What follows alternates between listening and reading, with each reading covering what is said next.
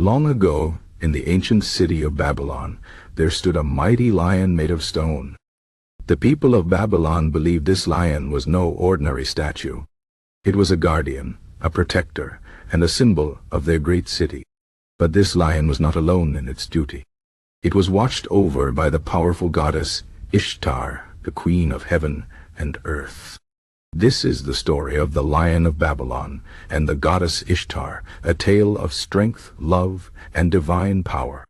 Babylon was a city of wonders with towering walls and grand temples.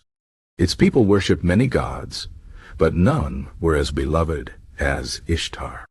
She was the goddess of love, war, and fertility. The people prayed to her for victory in battle, for bountiful harvests, and for love in their hearts. Ishtar was fierce and beautiful, with the power to bring life or destruction. She had a special bond with Babylon, and in return the city honored her with great festivals and offerings. One day, a great enemy threatened Babylon. A fearsome army marched toward the city, their swords sharp and their hearts full of hatred. The king of Babylon knew his soldiers were strong, but he feared they could not win alone. So he turned to Ishtar, praying for her help. "Great goddess," he said, "protect your city and your people. Give us the strength to defeat our enemies." Ishtar heard his prayers. She looked down from the heavens and saw the danger approaching. She knew she had to act, but she could not fight alone. She needed a guardian, a warrior of stone and spirit. And so she turned to the great lion statue that stood at the gates of Babylon. The lion was carved from heavy stone, its mouth open in a silent roar. But Ishtar saw more than just a statue.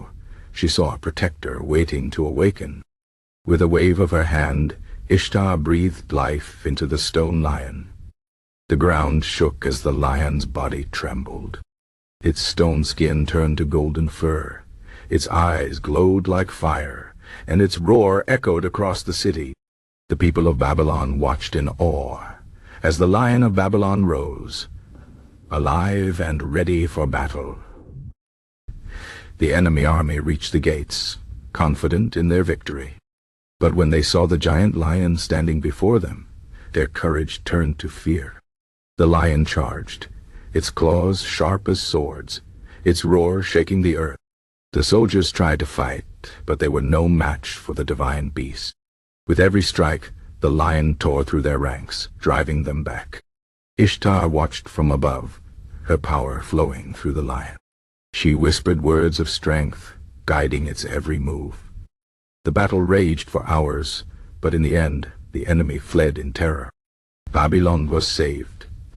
The lion returned to its place at the city gates, its body turning back to stone. But the people knew the truth. Their guardian was alive, and Ishtar's power was with them.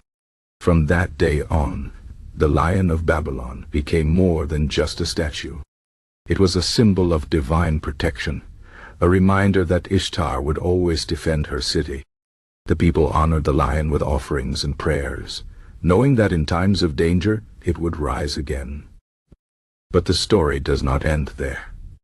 Ishtar's love for Babylon was deep, but she was also a goddess of many faces.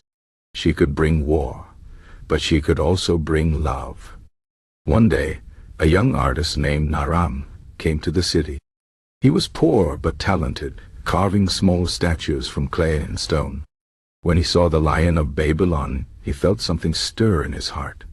He wanted to create something just as magnificent, something worthy of Ishtar herself. Naram worked day and night, shaping a statue of the goddess. He carved her with delicate hands and a strong stance, her beauty and power captured in stone. When he finished, he placed the statue at the foot of the lion as an offering. That night, Ishtar appeared to him in a dream. "You have honored me," she said. "Your hands have brought my image to life, and for that, I bless you." The next morning, Naram woke to find his small workshop filled with gold and precious stones. His statue of Ishtar stood shining in the sunlight, as if touched by the gods. Word spread quickly, and soon Naram became the most famous artist in Babylon.